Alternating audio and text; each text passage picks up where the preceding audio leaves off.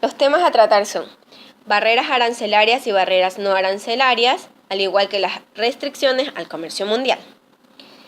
Al momento de realizar transacciones internacionales, se puede encontrar con ciertos obstáculos para vender en otros países que es necesario que se conozcan. Algunos se dan de manera natural, como por ejemplo las restricciones geográficas, pero hay otros que son creadas de manera artificiales por las políticas comerciales y proteccionistas de cada estado. Estos obstáculos se conocen como barreras al comercio y pueden ser dadas en dos clases: barreras arancelarias y no arancelarias. Las barreras arancelarias son tarifas oficiales que se fijan y cobran a los importadores y exportadores en las aduanas de un país por la entrada o salida de mercancías. El objetivo principal de estas barreras es impedir la importación de ciertas mercancías, pese a que la globalización y el libre comercio es una práctica muy acentuada en muchos países.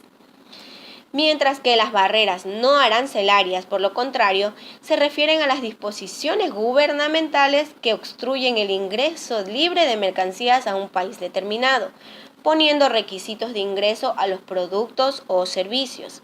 Las especificaciones técnicas, etiquetados, envase, embalaje, exigencia de un producto donde presente las instrucciones de uso en el idioma del país importador, normas sanitarias o fitosanitarias para garantizar lo que es la calidad de los productos y defender a los consumidores con respecto a la salud y el medio ambiente.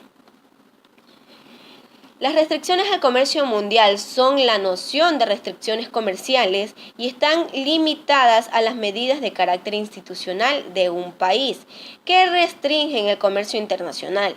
Estas medidas formales de naturaleza institucional que afectan al comercio han sido tradicionalmente divididas en dos categorías, como lo hemos mencionado antes, arancelarias y no arancelarias, las cuales proceden a subdividirse en tipos de aranceles, como lo son el arancel de valor agregado o add valoring, es el que se calcula sobre un porcentaje de valor o producto.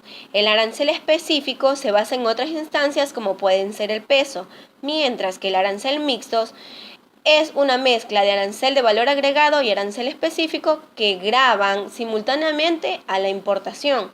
Tenemos el arancel de exportación, que es uno de los tipos de aranceles menos empleados por la mayor parte de los países a nivel mundial, y un arancel proteccionista, que es usado para inflar los precios de manera intencional sobre un producto importado. Nuestro segundo tema es las restricciones no arancelarias. Tenemos las medidas sanitarias y fitosanitarias.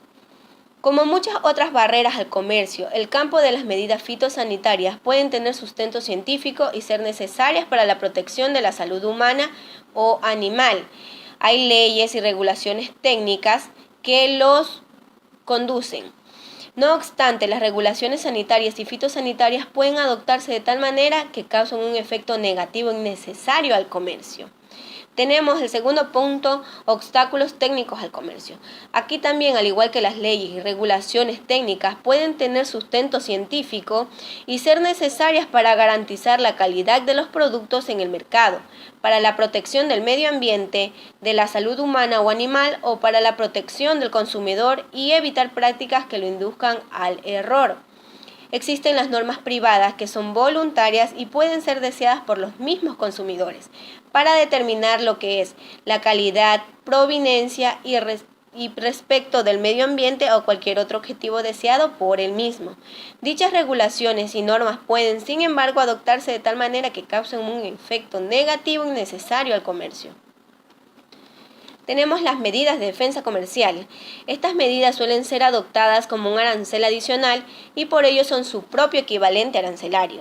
Existen tres tipos de medidas que están incluidas en esta: las medidas antidumping, las medidas de compensación a los subsidios y las medidas de salvaguardia.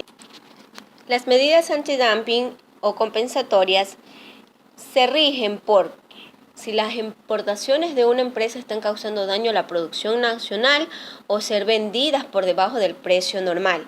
Esto de aquí presenta lo que es un caso de dumping.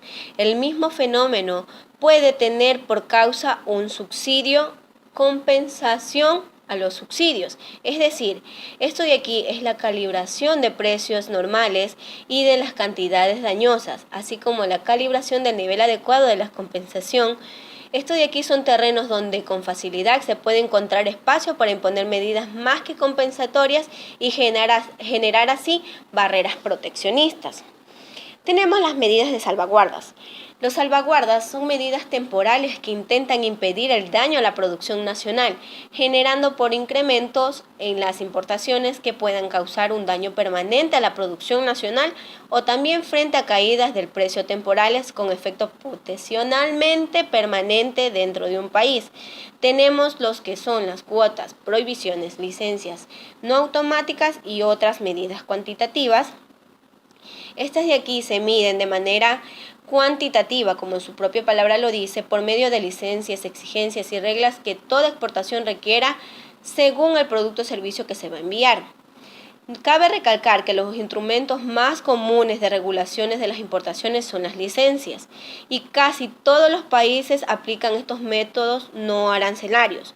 Las licencias son exigidas como listas de mercancías y se hacen de manera automática, por ende no son consideradas una barrera no arancelaria. Tenemos las medidas de control de precios. Estos de aquí incluyen sobrecargas, tarifas por servicios de inspección, otros servicios aduaneros, precios de referencias mínimos o aranceles variables y estaciones. Cabe decir que los contingentes son barreras cuantitativas, los aranceles son barreras impositivas y las barreras administrativas son muy diversas.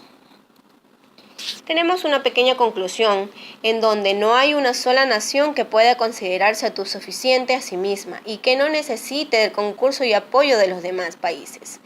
Una de las naciones más ricas necesita recursos de los cuales carecen y que por medio de las negociaciones y acuerdos mundiales suplen sus necesidades y carencias en otras zonas.